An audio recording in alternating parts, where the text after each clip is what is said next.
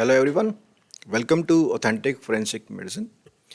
In this video lecture, we are going to discuss two important topics.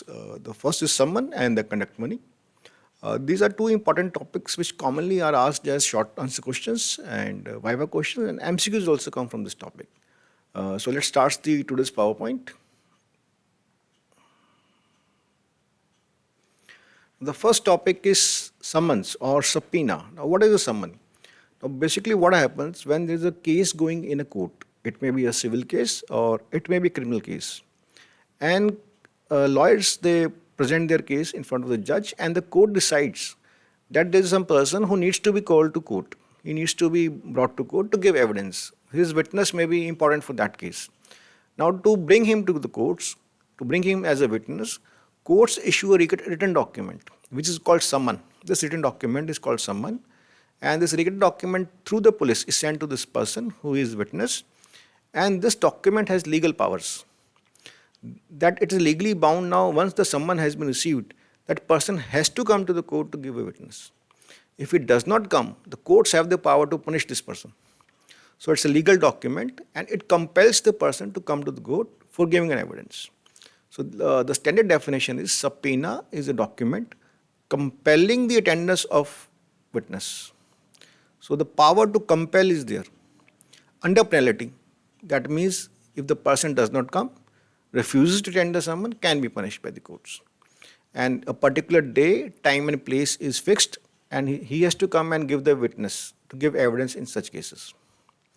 Now section 63 to 71, there are almost 9 sections in the Bharatiya Nagarik Suraksha Sanhita, where everything is described about summons. What are the summon, who can issue summon, what are the power of summon, how to attend summon, everything is described in these sections in the Bharatiya Nagarik Suraksha Sanhita. So it is a written document issued in writing. There's always 2 copies. It is made in 2 copies, duplicate. And who signs it? The presiding officer, who is a legal officer, a judicial officer in the court. A legal officer in the court known as presiding officer, he signs this document, and this document has the seal of the court. The seal of the court is there to verify the document.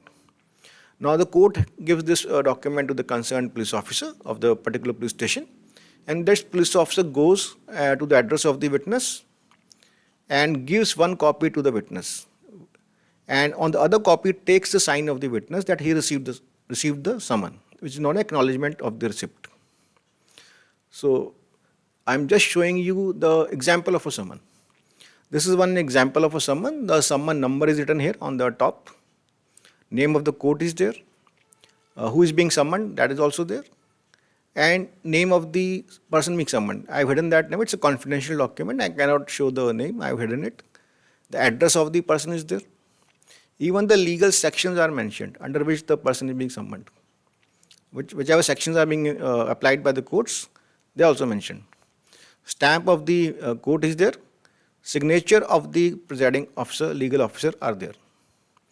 And it is being sent through the concerned police station. So the court hands it over to the concerned police station, and a police rep comes to the address and hands over summon. And once the summon has been received, it's mandatory, it must be obeyed. The witness must appear on the court as per the date and time given in the summon. Now what if the witness does not attend the summon? What if witness fails to attend the summon? Now if it was a civil case, if the witness had to appear in a civil case, and in failure of cases, now what happens is court can now, once a summon the witness is not coming, court may give him another chance, may issue him one more summon, may try to approach that person. Police officer may try to contact that person, that please come and attend the court, you are being summoned. But if this person does not attend the court repeatedly, then the court has the power to issue an arrest warrant. Courts can issue the arrest warrant to bring that person to the court. He will be arrested by the police and presented to the courts. Now in civil cases, the court may punish the person for not attending summon by compensation, may fine the person, he has to pay the damages. And in criminal cases, the person will be given a chance to explain that why he was not coming to the court to give witness. But if his explanation is not justified, if he is not able to give a proper logical explanation and justify the reasons which the court may accept or may not accept, that court has the power to punish the person by sending the person to jail or give a fine. So this is very, very important. Once a summon has been served, but it must be attended. And this is very relevant to doctors because many times doctors are also summoned to the courts, especially when they have done the postmortems or they have arrested a medical legal case or they are treating a patient who is involved into a legal case. Some assault is there, a rape case is there, so they have to attend the summon to give in these cases. So when you are going to court to give summon, please carry the relevant documents or books related to that case. There's a patient you have been treating. Now court is asking you to come to give witness in that case regarding the patient. The doctor must carry the medical legal records respect to that case. So he may be asked to bring all these documents and doctor should obey the law. He is bound by law to produce all this evidence. He cannot say, I will not bring my medical records. No, doctor cannot say that. Now, if the witness has some valid reason, if the witness is not able to attend the court on a particular day or time, for example, there is some family emergencies there, a train got cancelled, the flight got cancelled, doctor could not reach there, or doctor is himself due to some medical reason is sick, is admitted in hospital, cannot come to the court, then doctor must inform the courts. He must give a valid reason, log with evidence in the court, must in writing send an application that because of so and so reason I will not be able to come. Please allot me other date and time to attend to the court. So let's move ahead.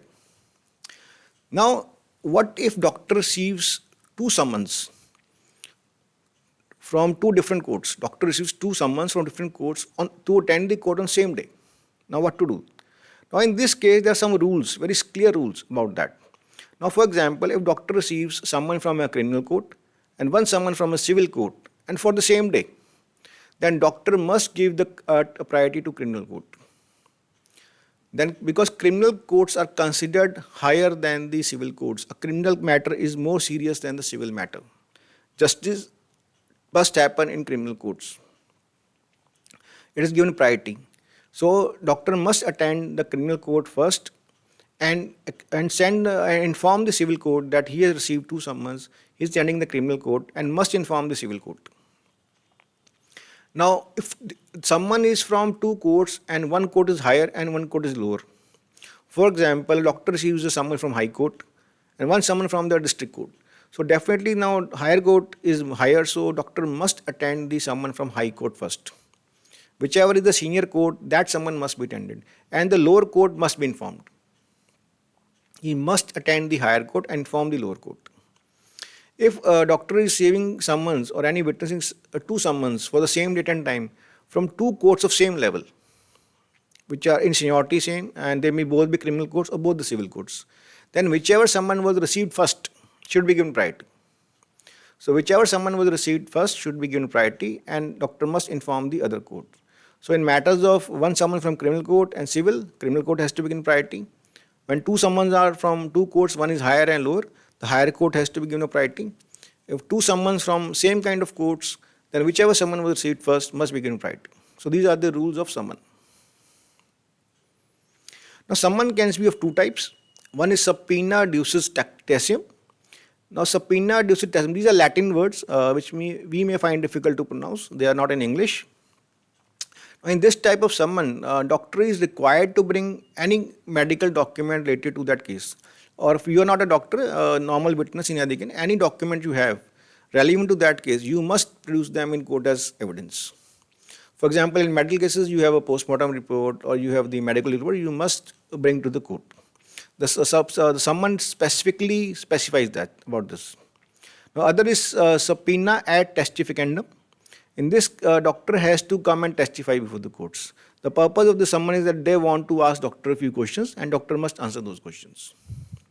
So this is a summon, commonly asked short answer question. Now second topic for today is conduct money. Now what is conduct money? Now what happens when a witness is called to court in civil cases? Now civil case is a case between two parties. It's a civil dispute going on between two parties. Now both the parties are calling their witnesses on their behalf. So whichever party is calling the witness, that party will pay some fees to the witness for appearing for the court. This fee will cover his travel expenses, his food expenses, and the witness may charge a reasonable money also. If I am coming to the court, I deserve some money. So that money is called conduct money. Whenever a witness is coming to the court in civil cases, the money paid to the witness is called conduct money. And this money is paid by the party, civil party, which is calling the witness. If the witness feel that the money being paid to him by the civil party is less, he deserves it more. It is not covering his expenses. The witness can inform the court. Witness can tell the judge that I am not being paid adequate money. Then judge will decide the amount to be paid. Judge can take a decision that how much amount should be paid to the witness. If fee is not paid or if he feels that amount is less, doctor can bring this fact to the notice of judge before giving the evidence. So in cases doctor is being summoned, he can also inform the court that I am being paid less. I deserve more money. But please remember, in criminal cases, no fee is paid. No conduct money is paid in criminal cases. Why? Because in criminal cases, a crime is against the society, is against the state. A crime has happened and justice must be done. And it is a duty of every citizen of India to participate and get the justice done. It is duty of every citizen of India that they should support and cooperate in these cases so that justice is done. It is a matter of society. It's not a dispute between two parties. So in criminal cases, no fee is paid to the witness at the time of serving the summons. He must attend the court and give evidence because it is in the interest of the state in securing justice. Otherwise, he will be charged for contempt. If the doctor does not appear to the court and is asking that I am not being paid conduct money so that I am not going to come, the person can be charged with the contempt of court charges. He can be punished. It is a duty of every citizen to participate in justice system and get the justice done. And we cannot ask conduct money for that. It's only in civil cases. But however, now if a doctor is going as a witness from one place to other, he's traveling, he's hiring a bus or he's getting a taxi or he's going through a train and he's also spending some money on the food. So these charges can be paid as per the government rules. So this money for traveling and food will be paid to the witness even in criminal cases as per the government rules, not as per the demand of the doctor or the witness. As per the applicable government rates, the money will be paid. So students, these were the two very important topics, conduct money and subpoena. Please do read them and learn them for your exams. We'll meet again with some important topic. Thank you.